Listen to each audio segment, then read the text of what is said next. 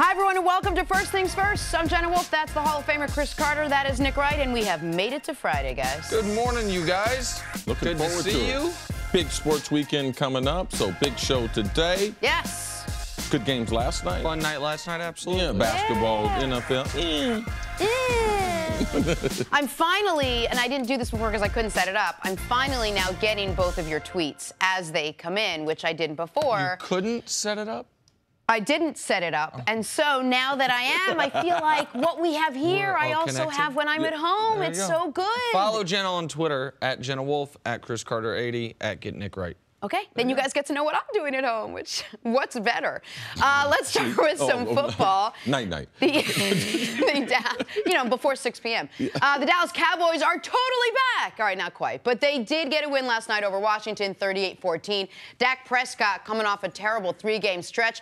He threw for just over 100 yards. He did have 2 touchdowns. Alfred Morris, former Redskin, ran for 127 yards and a score. So the Cowboys improved to 6-6, keeping their playoff hopes alive, but barely. Here's Dak after the game talking about the importance of getting the win. It's huge. It's huge. It's exactly what we needed. I mean, that was Cowboy football. That was to our expectations and our standards. But we can't sit here in this one victory. We've got to move forward, and we've got to grow off of this one and get better. All right, CC, let's talk about this. Do you think the Cowboys, did they convince you that they pretty much can stay in this hunt until Ezekiel Elliott returns to the team? I wouldn't say off of last night's game I'm convinced they can stay in the hunt, but what I can say is that there is a path to victory, that the Cowboys, a pattern that they follow, that if they want to win, that they're going to win more football games, regardless of who the players are, because of a style. And that style is based on the high draft picks that they've put on that offensive line. Those are the number one resource, especially when Zeke is not playing. That's the number one resource. If you look at as a unit, that's the most powerful unit on the Dallas Cowboys. They have to put the football game in those 5 or 6 guys' hands. And last night, that's what they were able to do. And when you're able to do that, you can protect your quarterback. Your quarterback can be a game manager. I think that I think my number was 32 to 35 carries. And if Dallas's defense creates 2 or 3 turnovers, or if you throw in some type of special teams play, that's the way Dallas could win. That's the way they won last year. But it was Zeke in the offensive line. Offense containing the ball for over 32 minutes, keeps that undersized defense off the field, and the defense making enough plays to give them extra possession. So was I convinced? No, this was the recipe that I thought that they could win a lot of football games. And what I said yesterday was, this is not the biggest game for Dak Prescott. This is the biggest game for this organization, for the coaching staff, the offensive line, the wide receivers to make a couple plays. And all those things happen. And Dak still was able to get the victory because it is such a team sport, and the way this team is built, they can't go forward and be good without that offensive line being dominant. So last Friday, a week ago today after Thanksgiving, I said the Dallas Cowboys were finished. Said that's the F word that applies to them. Finished. They didn't get a pardon from the governor last night, but they may have gotten a brief stay of execution. We've said all along they need 10 wins to make the playoffs. If they only have 6 losses, 10 wins is still technically available to them. The teams they're chasing for the wild card, the Falcons and the Seahawks, both have very difficult games this weekend. The Falcons playing the Vikings, the Seahawks hosting the Philadelphia Eagles. So we could wake up Monday morning and the Cowboys are 6-6, and the teams ahead of them are just 7-5. They actually get to play the Seahawks later in the year when Zeke is back, and you can start doing the math as to how, with a quarter of the season left, the Cowboys are still alive. But if that is going to extend past today and into next week and the week after, then the quarterback, Dak Prescott, has to be better than he was last night. If you didn't stay up and watch the game, you're up early this morning, you went to bed early, and they won 38-14. Offense back on track. Be careful. No, it wasn't. Dak's career low in passing yards was last night, aside from throughout the Philadelphia game last year where he played one series of games that he's actually played. His second lowest yards per attempt were last night. Dak threw the ball 22 times for 102 yards.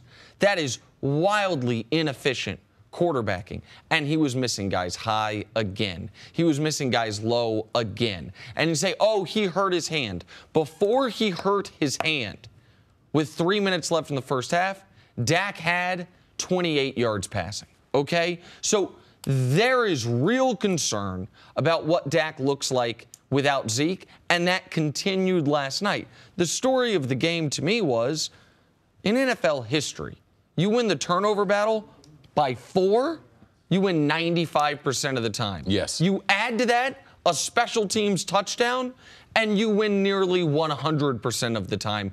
The game was almost unlosable for Dallas based on those two numbers alone, and I give Dak credit for not turning the ball over, but this wasn't a story of Dak Prescott's, return to grace. This was a story about everything else on the team. So that's what I wanted to pivot off of, the fact that when the game first started, Dallas comes out 4 straight 3-and-outs. You're like, oh, this is Dallas again. But despite Dak playing extremely mediocre, if not playing a terrible game. He did have 2 touchdowns, but a terrible game. I think it was the first game in the last couple of weeks that we've seen a couple of the other pieces show up. Like Alfred Morris had a great game. Des Bryant actually felt good about himself, caught a couple touchdowns. The offensive line played okay. The defense played okay. And if you could even say Jason Garrett actually coached the game, and we've been questioning whether he could make some adjustments or coach. Not a great game, but they did the things they need to do. They still put up 38 points. So my question, C, is do they need Dak to be the Dak that he was last year? If I know they're not going to play the Redskins every week, but if they can have multiple components working on the same page to forge ahead and perhaps get to 10 wins. Well, they have to make explosive plays, all right? You're not going to be able to run the ball the way they ran the ball last night because they didn't get a lot of big plays out of the running game. They're very fortunate they played the Redskins. They're very fortunate that the Redskins, they tried to give them the game at the beginning of the game. And Nick said the percentages as far as win the NFL game when you lose the turnover margin by 3 or 4 and you have some type of special teams, Jason Garrett, am I going to give him any credit? Give him credit for what? They were fumbling the ball. That's not coaching. The punt return. The punt return was the biggest play of the game. That's not coaching. That was one guy making a play with their special teams. And if it is coaching, it's special teams coaching. Not, you know what I mean? If you want to give any coach credit, it would be the special teams coordinator, not the head coach on that play. Yeah, right? Typically, now, in a return like that was one guy, I'm better than you. Okay, fair. Like that, it wasn't set up. It wasn't some great scheme. It wasn't like they decoyed them, kicked the ball over here. They got everyone baited over. So this is just one guy making a play. And a lot of the game is about guys making play. Dez made a play for him when they were really struggling. But defensively, they have to be able to play less than 30 minutes. And to me, that was the important thing. And Washington, you're talking about banged up. Their third offensive centers. Trent Williams, left tackle, went out. A backup at right tackle. No wide receivers. They don't have a wide receiver that would be a 1, 2, or a 3 on NFL rosters. They're bad off. They got Vernon Davis at tight end. It's probably their best receiving threat on a regular basis. Their number 1 rusher is out for the season, Cris Thompson. So Dallas was very fortunate that they were playing Washington last night. Now, to be fair, Dallas is going to be fortunate next week when they play either Davis Webb or Geno Smith, right? Like the fortune could continue, and then they have a game in Oakland, and then Zeke is back, and we see the difference he makes with this team. So, listen, a win is so important in the NFL. They got it. They were especially when you have 6 losses. Right. They were underdogs at home. So I don't want to miss the importance of that or gloss over the importance of that. But, Cece, you mentioned explosive plays. The Cowboys had 1 play last night longer than 15 yards. Yes. They had 0 plays longer than 25 yards. Jenna, you mentioned Des Bryant. And listen, 5 catches, 61 yards, and a touchdown. And the touchdown he caught was vintage Des in regards to, I'm just going to be better than you. Man-to-man coverage, throw it up. I'm going to go, to quote CC, apprehend the football. And that's exactly what he did. What's a bummer is that play stands out because it's been such a rarity this year for the highest paid player on the football team. So, listen, what I wanted to see last night was a very good Dak Prescott game. That didn't happen. And it would appear now that we have a quarter of a season worth of evidence, that doesn't appear to exist with this current version of Dak unless Ezekiel Elliott is standing behind him. That's concerning, but they get to 8-6 against the Giants. And as I mentioned, the Falcons lose to the Vikings, the Seahawks lose to the Eagles. Like, the Cowboys, they still have a pulse, right, which is what they hoped they would have coming out of last night. The Vikings have had a ton to celebrate this season. Case Keenum, Adam Thielen, Stefon Diggs have helped carry the team to 7 straight wins. And check this out. They're only the second trio in Vikings history to have a 7-game win streak with at least 20 points in each game. The last time that happened, the names on the back of the jerseys were Cunningham, Moss, and our guy, Cris Carter. Look at that. And joining us now is a member of the new trio, Stefon Diggs. Stefon, thank you so much for being with us. Good morning. Oh, good morning to you. Thanks for having me. I appreciate you guys. Of course. So you guys are getting ready to play Atlanta this weekend. You go into that game at 9-2. What has made your team, do you think, so successful during this current win streak you guys are on? I would say, the pass, because, last year we had like a good start, and then it kind of like went downhill from there. We had like some rough patches, and, going into this year, we had goals. We knew how it would go. We knew adversity would hit at one point, and we kind of went in with the mindset that when it does, we have to react well. We have to come back positive and always bounce back. It just happened that, we've been winning and we've been keeping it going. All right, let's go back a week if we can, Stefon. Thanksgiving dinner celebration against the Lions. Who came up with it? How much time was spent practicing it? Was there anyone saying, I think we should do something else? Walk me through that, because these new celebrations in the NFL have been one of my favorite parts of the season. Yeah, we're big on the whole group celebration thing. It's hard to get the linemen involved sometimes. You guys are a little grumpy, but we thought about it. We thought about it weekly. It was Thanksgiving, so we try to do something like Thanksgiving. Everybody was planning on what they were going to do. Case said he was going to eat all aggressive, and Jess said he was going to bring his towel out for his meal, and I had to go grab the turkey. So it was fun. It's definitely fun to get a win on Thanksgiving. Hey, Steph, I know the relationship that you have with Adam Thielen. I know the relationship also that you have with Teddy Bridgewater. I've been calling for Teddy to get put into the lineup. Tell me the things that Case has shown you that has allowed him to be able to hold off Teddy Bridgewater making this comeback. I would say week in and week out, he proves it, as far as like his approach to the game, his presence in the facility. He approaches each day like a work day, and he tries to get things done. His communication, he's openly communicating with everybody on what he needs to get done, and we're doing the best thing we can for him, just being there for him, being reliable and being those guys for him. He can scramble a little bit too. He runs around for, a little while, and he makes some plays. So the fact that he can continue to make plays, it speaks for itself. Stefon, I'm sure you hear about it. I'm sure you are asked about it. Reporters all the time. We talk about it. The good problem to have. You have 2 quarterbacks who could probably go in there and play really well with this team. Teddy Bridgewater did return to practice. He has had a long time off. We haven't really had a chance to see what he looks like. Can you give us a little idea of how he looks, how he's moving, how he's feeling right now? From what I see, he looks great. As far as like his body, the shape that he's in, it seems like he's all cut up now. He's built a little different. He's been in the gym for a while. So to see him out there running around, making plays, making throws, it's exciting. To see a guy's story like that, it's like, a walking inspiration for all of us, especially how he battled, how he came back, and to see him now, with a smile on his face and back doing what he loves. It's definitely heartwarming for us. Steph, I need you to do me a favor, and I know it wasn't a good day, but I need you to take me back to the day that Teddy blew out his knee. The reaction of the team. And because we weren't there, what would it mean for you and guys who are really close to Teddy? Case deserves to be the quarterback, but what would it mean to see Teddy out there wearing that Vikings uniform as the starting quarterback? Well, the day that it did happen, it was probably one of the hardest things I've seen because, as you know, I had an 8. I was running the 8. I was running the post, and as he dropped back, I guess it was play action, and he kind of like stumbled a little bit, and then everybody just got quiet. So as I'm running 20 yards down the field, I look back and I see him on the ground, and like you couldn't hear anything. Like nobody was saying nothing, no words being said, and it was definitely a rough time because you know, that's one of my close friends as well. And everybody knows he's a great guy, great person. And it hurt. It definitely did hurt. Then everybody started thinking about football afterwards and how the season was going to go in XYZ. But it was definitely a rough time. But to see him go back out there, you know, it's definitely going to be something huge, something for us monumental, because to see, you know, go through that with him and to see him go down. But when the time does happen and he suits up and goes back out there, it's definitely going to be happy for everybody. But, you know, as far as like right now, I trust whoever they put back there. You know, I got 100% faith. That's my good friend.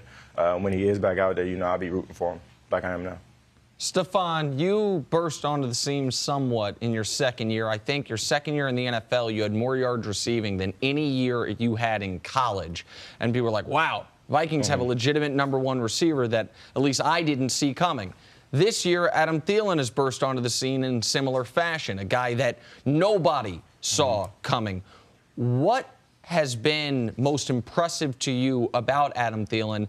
And if I may, why do you think a guy with that physical skill set was overlooked up to this point in his career? One, because, you know, the school he probably went to, you know, his whole, like, you know, background, you know, where he came from, the school he went to. And, you know, it happens. Like, you know, analysts and the guys who, you know, rate guys to see how guys are and how good they are, you know, they don't factor in the guys' work ethic. They don't factor in the guys', you know, heart. So that's a guy that they definitely would have missed on. You know, my first day here, you can ask guys around here, I said that's the best route runner I've seen, you know, as far as like when I first got here, Adam was. And he does a lot of things really, really well. And kind of, you know, you guys are just seeing it. We've been seeing it over here. But to see him get his opportunity and take full advantage, you know, it's definitely, I love it, you know, as far as like from my standpoint, because I've seen him grow. I've watched him grow as a player. And to see him have success is just, you know, it's like your brother, you know, winning stuff, winning a championship, or every day, you know, because he puts a lot of work in, and I respect it. Stefon, when I came to the Vikings in 1990, there was great expectations for Vikings wide receivers, given Ahmad Rashad and some other great players that played there. The group that I played with, myself, Jake Reed, Steve Jordan, a guy named Moss. Do you feel it's a treat to play for an organization that has such pressure on the wide receivers? Or do you feel like the pressure to live up to the expectations of the legacy that we have with our jerseys being there in the rafters and the wide receivers' pictures there being in the practice facilities? Do you feel that on a daily basis?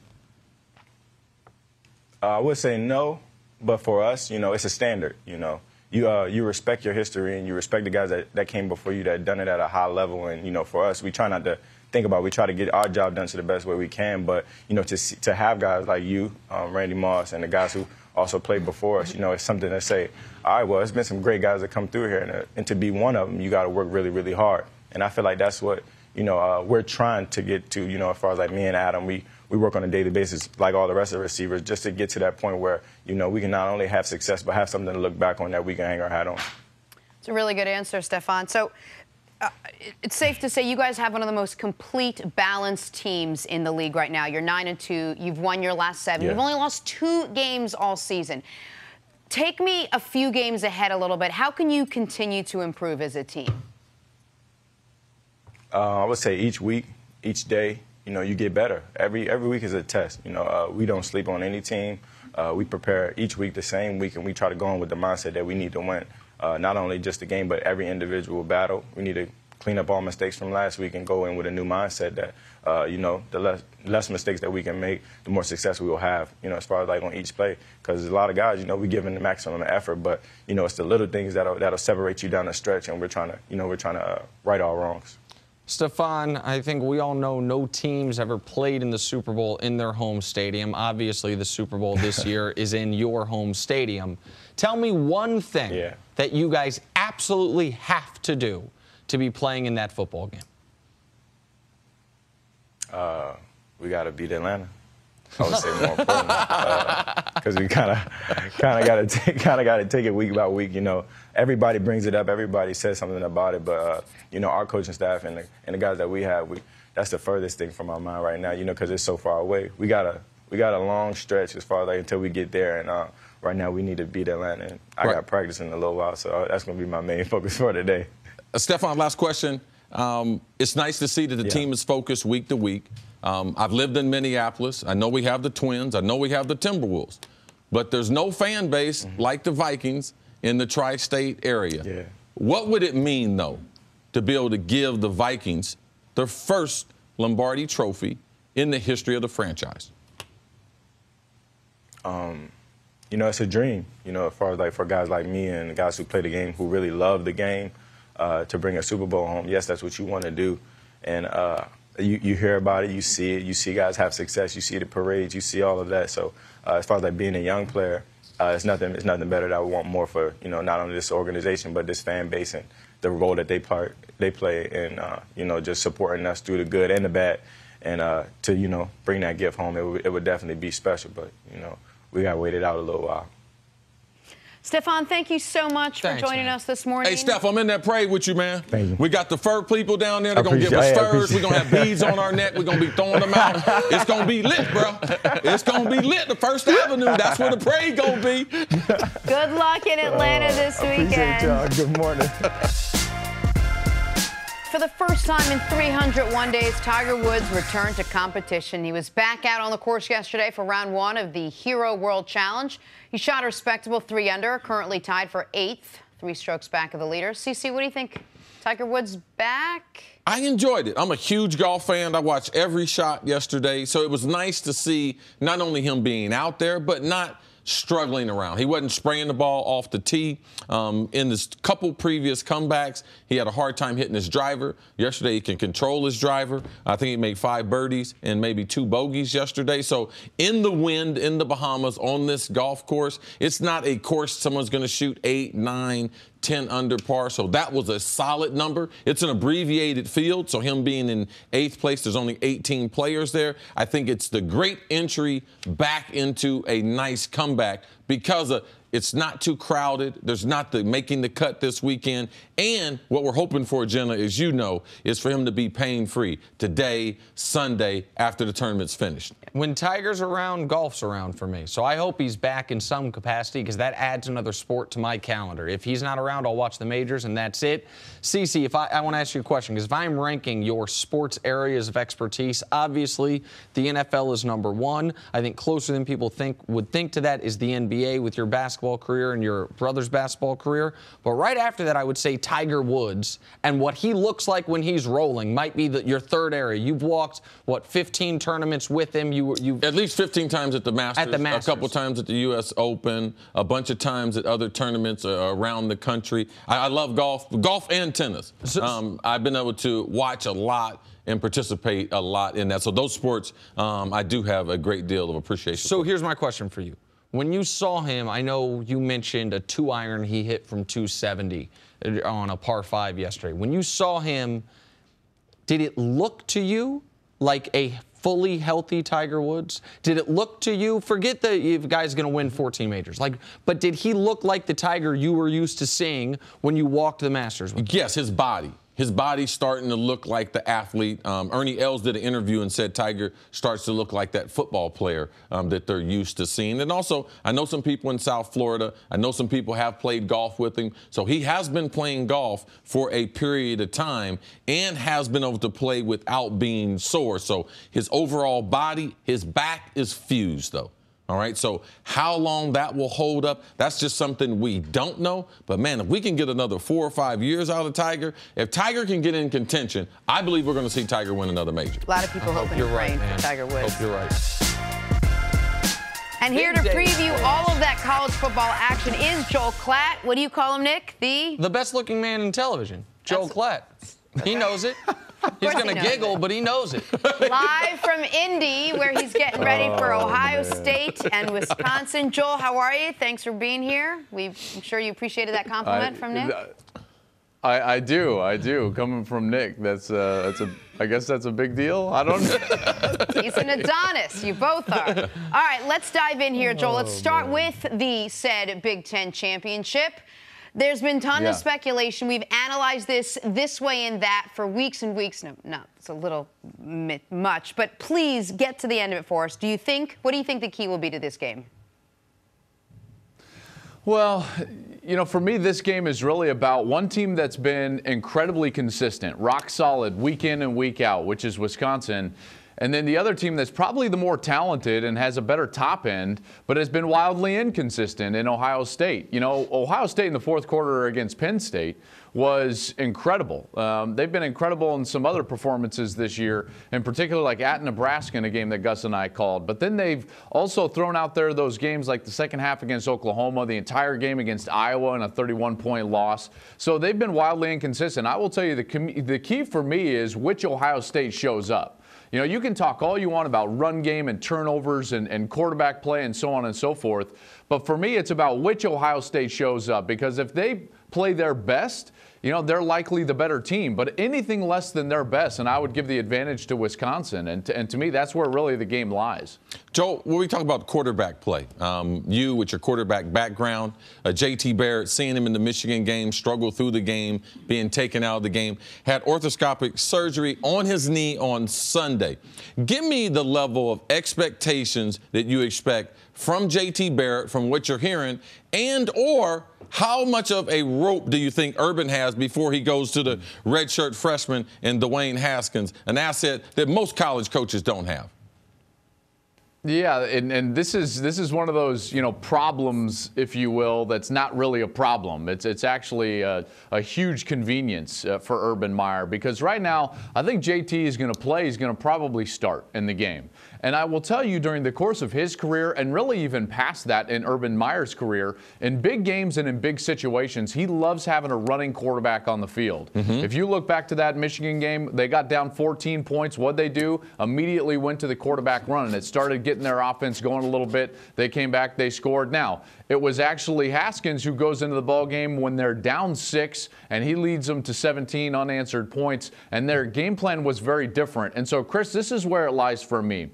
I think both guys are going to have pieces of the game plan in there so that they can go with either guy depending on what Wisconsin is doing defensively. If Wisconsin is selling out to stop the quarterback run, in particular early against J.T. Barrett, they might have to go to Haskins, because remember, Haskins is much better throwing the football down the field and on the outside. We don't see that from J.T. Barrett quite often. We see the middle of the game, or excuse me, the middle of the field, trying to exploit the tight ends, trying to exploit some of the linebacker play of the opposition. Meanwhile, Haskins was out there. He's throwing the ball outside of the numbers and down the field. So they've got both styles if they want it, and it just depends on what Wisconsin's going to try to do, in particular early, to try to stop that quarterback run game.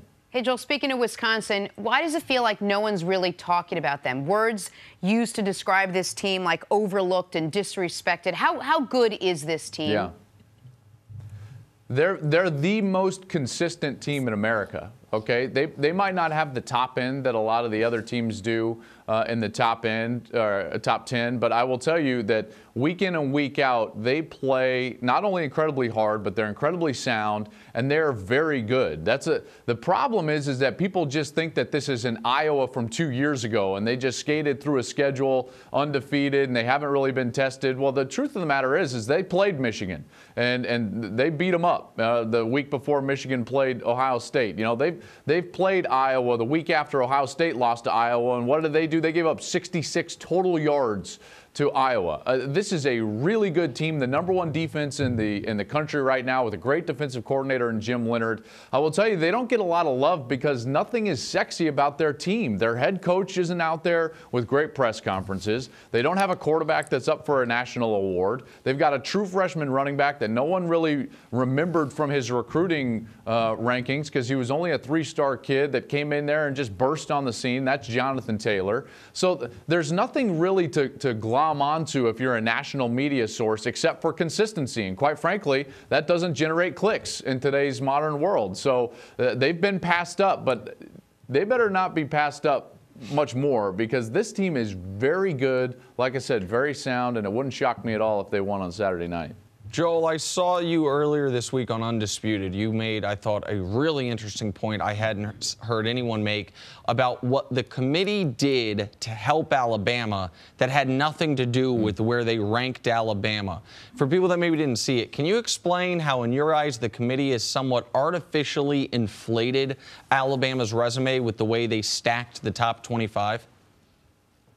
Yeah, so the committee has been doing this for a couple of years. For whatever team that they like in that top 5 or the top 6 or 7, what they're going to do is they're going to artificially inflate their resume, and it's very easy to do that, because you can say, hey, just look at their resume, but when you build their resume for them, that's cooking the books. And that's what the committee does, in particular for Alabama. And here's what they did for Alabama. If you look from 20 to 25, two teams that were ranked, I won't say all of the sudden, but certainly in somewhat of a precarious manner, is Fresno State at 25, who, by the way, played Alabama earlier this year. They're a 9-win team. They're playing for their conference championship game. But one of those wins is Incarnate Word. I mean, this is a team that let's just say I don't think Fresno State is a top 25 team. The other team that's on Alabama's schedule and gives them another ranked win is Mississippi State. But the problem is that Mississippi State lost their last game to Ole Miss. Mississippi State is the only team in the entire country that only plays 8 Power 5 games. They play 3 Group of 5 games and an FCS for their schedule makeup, and yet they're still ranked. And all we all want to argue about and bark about when it comes to a team like Wisconsin in the top 10 is their strength of schedule. Well, how about we look at the strength of schedule of Fresno State and Mississippi State? They sneak into the top 25, give Alabama these quote-unquote ranked wins when they really shouldn't be. That's how you cook the books if you're the committee for Alabama, so you can keep them right up there at the 5-6 range so that they're in striking distance if somebody loses this weekend. Joe, let's move to the Big 12 championship, also on Fox. Baker Mayfield, I'm a huge believer in him. TCU's defense, a lot of people don't know about TCU's defense. How does Baker and Lincoln Riley get it done in the Big 12 championship game?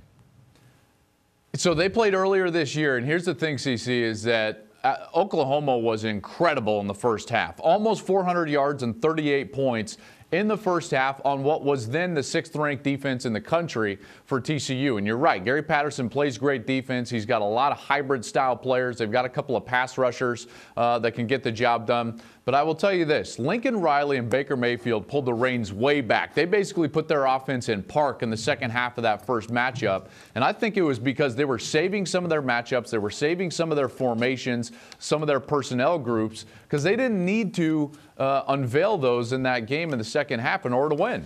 And they won because their defense played very well. I think they've got a lot of things in the tank. You remember, I mean, here's the thing. In college, we don't get a lot of rematches. CC, you played teams twice all the time within your own division. And if you're going to beat them up in the first time, you're not going to give them your whole playbook. You might play into a tendency in the third quarter or in the fourth quarter in order to then in the second matchup exploit that tendency or break that tendency or create that matchup that you know that you can create with some sort of structure in your offense. I think that's what Oklahoma was doing in the previous meeting, and I think that's why Oklahoma is going to win this matchup on Saturday against TCU. All right, Joel, I got some quick hitters for you, some scenario questions, all right? So, all right, let's go to SEC and ACC championship games.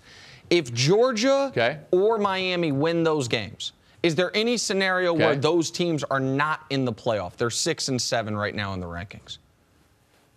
I don't believe so. I've gone through a lot of different combinations, and I don't believe that a one-loss champ from the ACC or the SEC, which have been the darlings of this committee all year long, I don't see a scenario where either of those teams would be left out, no. Okay, so the SEC and the ACC we know are getting a team in because the other teams playing in that game are 1 and 2. So set that aside. So there's 2 spots theoretically open. If Ohio State and Oklahoma both win, will Ohio State be in the playoff? You know, this is going to be, I think this is going to be one of those epic Sundays where you've got Nick Saban, Urban Meyer, Alabama, Ohio State, and they're being pitted against each other because that's where the argument will go, is those 2 programs, which one deserves to go to the playoff. Now, I'm going to argue for the conference champion. It's not because I'm a Ohio State guy or a homer or any of those types of things. I argued that Penn State should have gone last year because I believe that we need to honor conference champions. Here's the one thing I would tell you about Alabama's resume is that it is not very good. It's very thin. They're being propped up by the back end of the top 25, like I just told you earlier. And because of that, I think that a conference champ should go over Alabama if that's the kind of the line of demarcation there with one spot. All right, 2 more quick scenario questions. If TCU beats Oklahoma, does that auto put Alabama in? Well, let me just paint another scenario for you. Let's say Miami wins. And let's say Auburn wins. Let's say TCU wins. And let's say Ohio State wins. Okay? Let's just play that out. Let's say USC wins. So those are your 5 conference championship game winners. Well, then, essentially, in my mind, you would have Auburn in and you would have Miami in for sure. Okay, then you're going to have 6 teams for 2 spots. You're going to have a 2-loss Georgia. That's a non-champ. You're going to have a 2-loss Clemson that's a non-champ. You're going to have a 1-loss Bama that's a non-champ. Then you're going to have champs and 2-loss USC, 2-loss TCU, and 2-loss Ohio State. Which 2 go? I mean, that's chaos to the nth degree right there. I mean, I don't know. I mean, let's start flipping coins at this point, because this committee is going to have quite the job on their hands. I think in that case, you would see Bama and you would see Ohio State in the playoff, and you'd be leaving teams like Clemson with 2 losses out of the playoff scenario because they didn't win their conference championship game. Wow, Joel. Thank you. That was awesome. I like scenarios. Top to bottom. Thank you, Joel. His favorite thing, because he had that conversation with us. We're like, wait for Joel. Joel, as always, thank you very much. We'll be watching you tomorrow at the Big Ten Championship. LeBron and the Cavs, who ripped off their 10th straight win of the season, beating the Hawks last night. LeBron led the way with 24 points, 12 assists. Nice little double-double there. Kevin Love chipping in with 25 as well. Here's LeBron James on keeping the win streak going. We understand how we got here, and that's defense, and that's the way we've been playing offensively. You know, to win 10-plus games in if you win 10-plus games in any sport, major sport, that's very, very good. But we don't want to be complacent. Nick, please explain this to me. I'm the queen of fitness. I still don't understand. How is LeBron actually getting better with age? How is that possible? So I didn't think it was possible either. Right. Jenna, what's your dad's name? Bennett. Okay, so whatever problem you have with LeBron, it ain't your fault. It's Bennett's fault. Okay. It's genetics. Okay. Got it. Dad, you listening? I didn't think it was possible that LeBron would be better in year 15, but he is. This is the first time in LeBron's career he goes into December averaging 28, 8, and 8. LeBron's whole career has been a 27, 7, and 7 guy. He's a tick better in everything, 28, 8, and 8.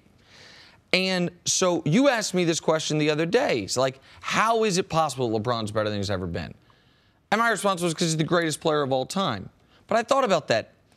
Even the previous title holders of greatest player of all time, they weren't better as they got older. Jordan added, for example, after his first retirement, he added the unstoppable turnaround jump shot that he Yes. really... Post-game fadeaway. Exactly right. Upped his mid-range game, and part of that reason was because he had to. Because he went from his airness to something else.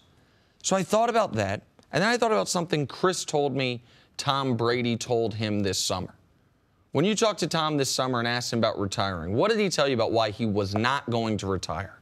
Why should I quit taking the exam and I have all the answers to the test? So we expect guys that are great players, super intelligent players, savants at their sport, for their mental acuity to improve as their career goes on. Kevin McHale recently had a quote, "If I had my body I used to have with the knowledge I have now, I'd be the greatest player of all time."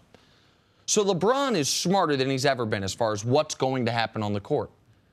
And somehow, his athleticism, instead of being 60% of what it was in year 8, is 95% of what it was in year. So while his IQ and mental acuity for the game is increasing every year, his athleticism is only slightly decreasing. Like right now, Cece, LeBron's what? The 3rd best athlete in the NBA, behind maybe Giannis and Russ. Like, is that the full list? Like, I think LeBron's a better athlete than Giannis. I mean, if I'm talking about doing different things. Okay, but that's even more to the point. Like, D Wade, the same draft class, D Wade and LeBron. D Wade at one point in time was one of the 3 best athletes in the league. Now he's not one of the 60 best athletes in the league. That's the trajectory you expect. So the answer is his basketball IQ is continually increasing, and his athleticism has not deteriorated. Right. I just think we're at a time in sports, and I'll look at a couple other people. That's Floyd Mayweather, how he's able to keep himself in great shape, and the extended part of his boxing career. Tom Brady and LeBron James. Now, I believe Floyd and LeBron, they're freaks. They're unicorns.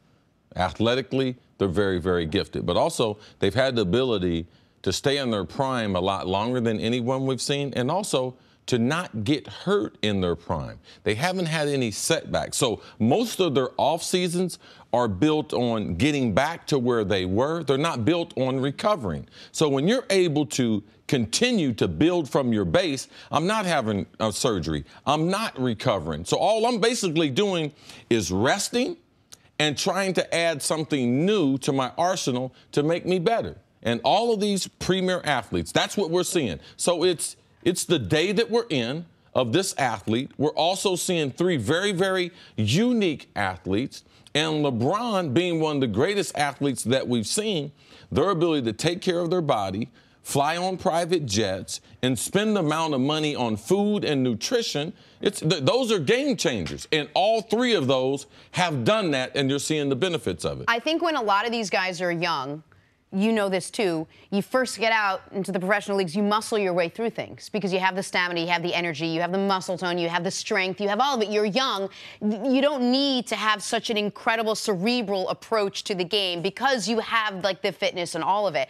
And as you get older, when the game actually is a point where it's slowing down for you, so is your body. But what LeBron is doing is even more impressive than what someone like Tom Brady is doing just because of the physicality of the game of basketball. The stamina that's required, the strength that's required. It's not like he just needs a shooting arm and that's it. He needs to have both ends of the court covered. He needs to have both sides of his game covered, and he's doing it night after night in such an incredibly successful way. The play that sealed the win last night was not a basket by LeBron. Now, LeBron did hit a three to put him up from 1 to 4 with less than 2 minutes remaining. That gave him the comfortable margin. When they were up 6, near the end of the game, less than a minute left, this is a perfect example of what you're talking about. He lets his guy go past him into the lane. He swipes for a steal with his left hand, doesn't get it. He lets him then go past him because he knows the best chance I have of blocking this shot and not getting called for a foul is the pin. The Iguodala, the chase down block. A lot of guys know that. But by the time they know it, their body can't do it. Look, and LeBron ended up, I mean, that sealed the game, right? The pin against the backboard right there. And why are you laughing? It wasn't that difficult of a play. Oh. He forced him to go back to his right. He bait him to go back to his right because he knew he could go off of his strong foot, and he knew he couldn't get it up in the air before he could get it. Oh, I think you're crazy, CC. Okay. Now I'm crazy. Hold on this one, he did it in one motion. He didn't take a second step. He reached with his left hand and planted with his left and went off from there. The reason why you reach, Nick, is because you slow down their shot. Right? When they go to shoot the ball, the reason why you reach down low is you slow them from getting in the air, which allows your body to time up your jump, and that's what LeBron did. Like, I knew he was going to force him to his right hand. Did I think he was going to block the shot? I wasn't certain he was going to block it, but he baited him to take the shot that he was going to be, it was going to be a hard finish. And then, and for people, if they're asking, because it says, is LeBron still getting better? Like the evidence we have, and again, it's through a quarter of the season, so it's small sample size, but not a tiny sample size, is the best year LeBron's ever had versus this year. The year he was 1 vote shy of being the unanimous MVP, show the numbers. Just this year, he's averaging more points, shooting a better percentage from the field, a better percentage from 3, more rebounds, more assists. I mean, what more? Like, people thought that was the pinnacle of his career. The year they had the 27-game winning streak. He had 119 out of 120 first-place MVP votes. He's been better this year than last year, and that was now 5 seasons ago. I think the stats tell one story, but I think when you watch the games and you know that LeBron is predominantly playing the point guard, so he's getting this done playing the point guard totally out of position, that's what adds to the stats. Thank you for listening to the First Things First podcast. Remember, leave us a review and tell us what you think. Subscribe to the podcast on Apple Podcasts and catch us on FS1 Monday through Friday, 6:30 a.m. Eastern. For Cris Carter and Nick Wright, I'm Jenna Wolfe. So long, everybody.